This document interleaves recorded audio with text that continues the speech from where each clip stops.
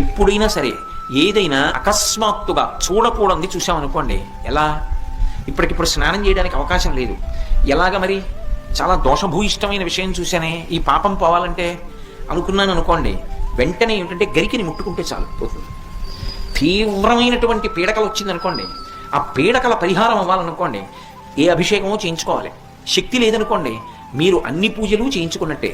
స్నానం చేసి ఒకసారి గరికని ముట్టుకుంటే చాలు, స్నానం చేయకపోయినా చెప్పులు ఇప్పి గరికను ఒకసారి ముట్టుకుంటే చాలు. అందుకే శతమూలా శతాంకుర సర్వగం హరతు మే పాపం దుర్వాదు స్వప్ననాశిని.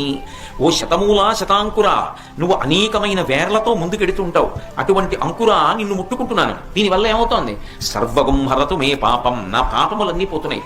దుస్వప్ననాశిని, దుస్వప్నములు పీడకల యొక్క ఫలితము పోతోంది. అటువంటి గరిక విఘ్నేశ్వరుడి పాదముల మీద వేసి తీసి కళ్ళకద్దుకుని తల మీద పెట్టుకున్నారనుకోండి, విఘ్నములన్నింటినీ కూడా తీసేస్తారు.